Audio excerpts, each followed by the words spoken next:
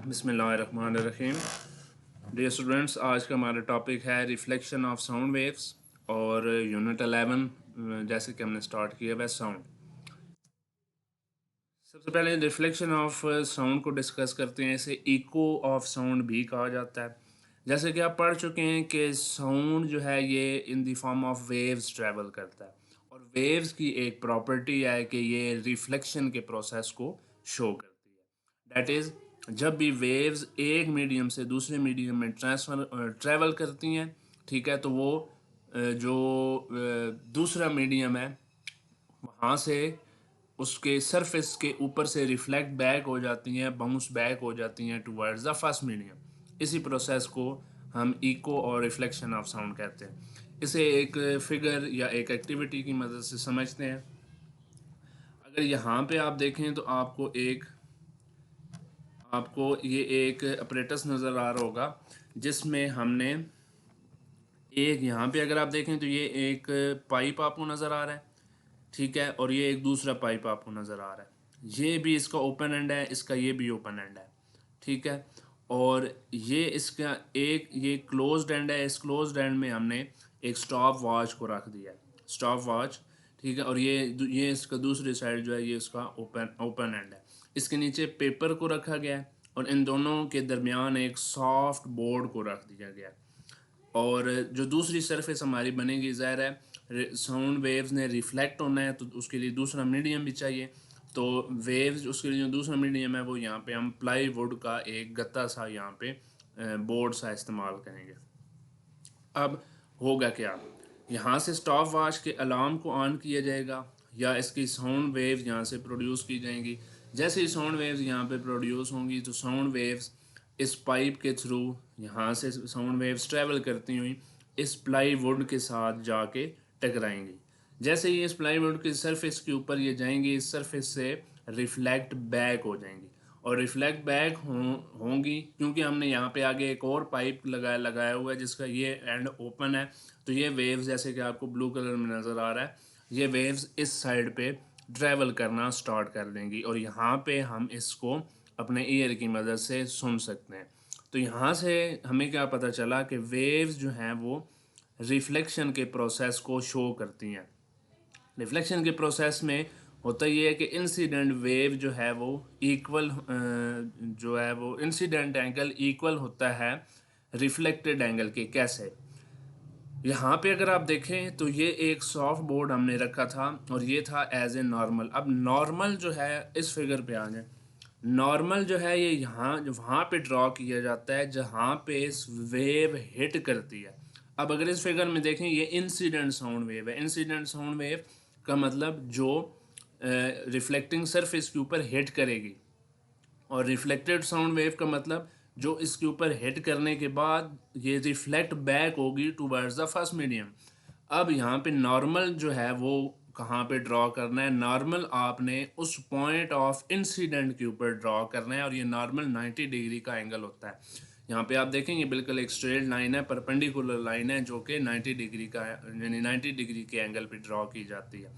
अब नॉर्मल के जो इंसिडेंट्स जो वेव है वो नॉर्मल के साथ जो एंगल बनाती है वो इंसिडेंट एंगल कहलाता है, और नॉर्मल के साथ रिफ्लेक्टेड वेव जो एंगल बनाती है वो एंगल ऑफ रिफ्लेक्शन कहलाता है। ये एंगल ऑफ इंसिडेंट आई और ये एंगल ऑफ रिफ्लेक्शन आर।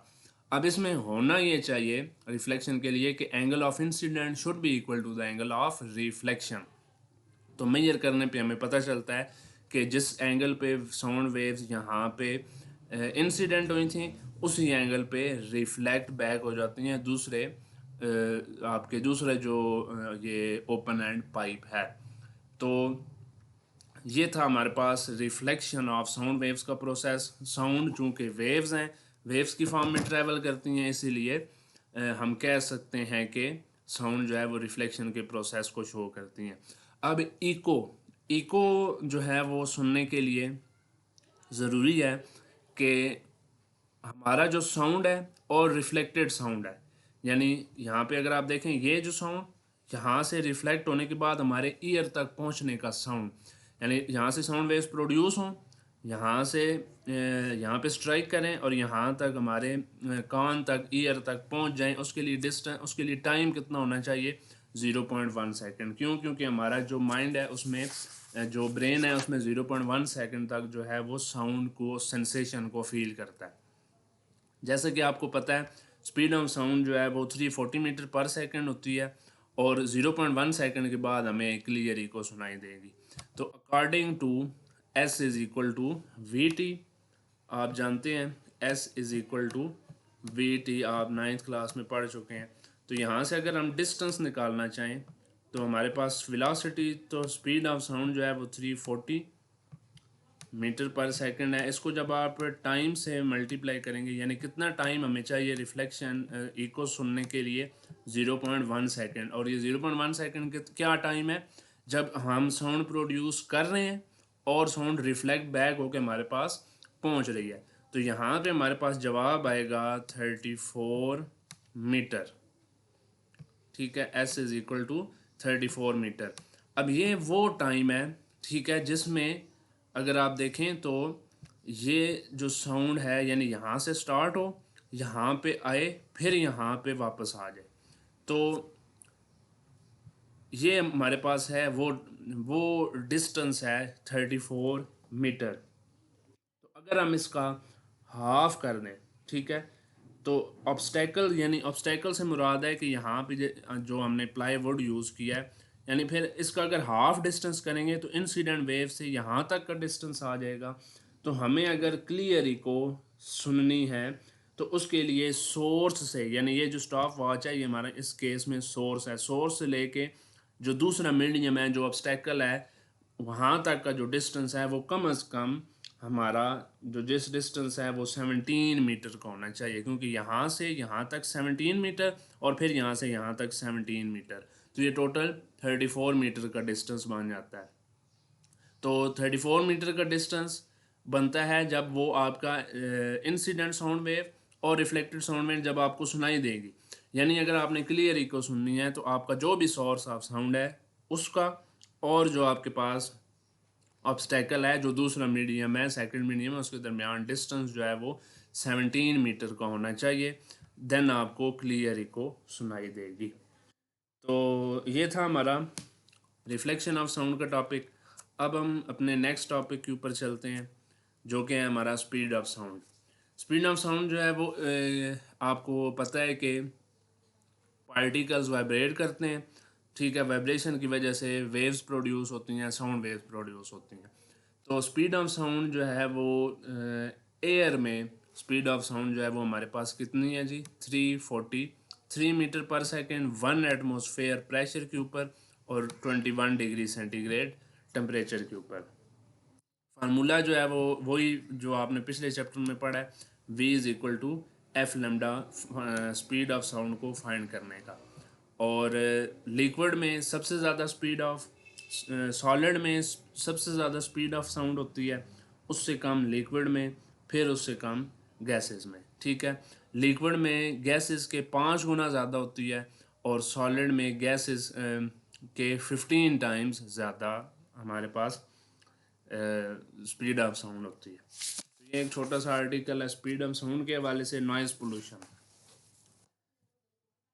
ऐसी साउंड वेव्स जो हमारे ईयर के ऊपर प्लेजेंट इफेक्ट डालेंगी वो म्यूज़िक कहलाएंगी, जैसे कि पियानो की आवाज़ है, हारमोनियम की आवाज़ है, फ्लूट की आवाज़ है।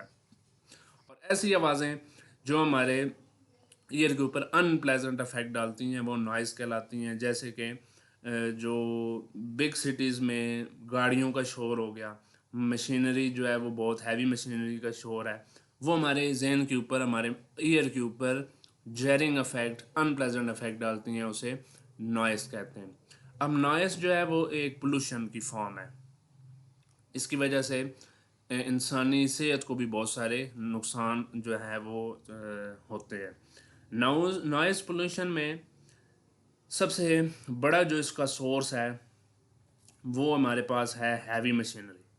फैक्ट्रीज़ में, इंडस्ट्रियल एरिया में जो मौजूद हमारे पास वो जो मशीनरीज़ हैं वो बहुत ज़्यादा हैवी नॉइज़ प्रोड्यूस करती हैं। इसके अलावा गाड़ियों के हॉर्न जो हैं वो बहुत ज़्यादा नॉइज़ पोल्यूशन कॉज करते हैं, हुटर्स हैं और अलार्म्स हैं जो कि नॉइज़ का बायस बनते हैं। नॉइज़ पोल्यूशन के बहुत ज़्यादा नेगेटिव और जैरिंग इफ़ेक्ट इंसानी सेहत के ऊपर हैं। उसमें सबसे पहला है हीयरिंग लॉस कॉज करता है नॉइज़ पोल्यूशन। स्लीप डिस्टर्बेंसेस हो जाती हैं, नींद नहीं आती अक्सर, गुस्सा पाया जाता है लोगों में, हाइपरटेंशन है, बहुत ज़्यादा जज्बातियत है, हाई स्ट्रेस लेवल, स्ट्रेस जो है वो बहुत ज़्यादा उस जगह पे बढ़ जाता है।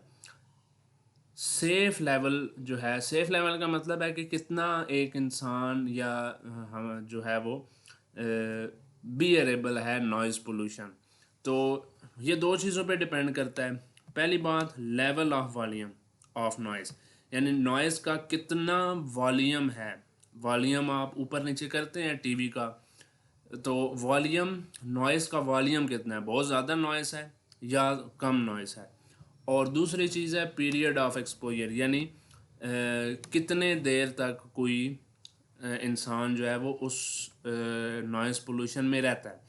अब जो रिकमेंडेड नॉइस जो एक्सपोजर है वो कंट्रीज़ में, मुख्तलिफ़ कंट्रीज़ में वो 85 डेसिबल से तकरीबन 90 डेसिबल तक का होता है। ठीक है, 90 डेसिबल तक का। तो 2019 में 2018 में हमारे पास जो कराची का नॉइज़ पोल्यूशन का जो लेवल था वो तकरीबन 110 डेसिबल रिकॉर्ड किया गया था, जो कि अलार्मिंग सिचुएशन के ऊपर है। रिकमेंडेड जो सेफ़ नॉइज़ लेवल है वो 85 से 90 डेसिबल के ऊपर एक्सेप्टेड है। और ये तकरीबन 8 आवर्स के लिए, दिन में जो वर्कर्स फैक्ट्री में काम करते हैं उनके लिए रिकमेंडेड है कि 8 आवर्स वर्क डे में मैक्सिमम इतना हमारे पास 85 डेसिबल से 90 डेसिबल तक का नॉइज़ पोल्यूशन लेवल बियरेबल होता है। तो ये थी कुछ नॉइज़ पोल्यूशन के बारे में आपको मालूमात। और नॉइज़ पोल्यूशन को बहुत सारे तरीक़ों से कम किया जा सकता है, और साउंड बैरियर्स की मदद से इसको कम किया जा सकता है, और हियरिंग प्रोटेक्शन डिवाइसेस की मदद से भी कम किया जा सकता है। वो इंशाल्लाह हम नेक्स्ट टॉपिक में डिस्कस करेंगे।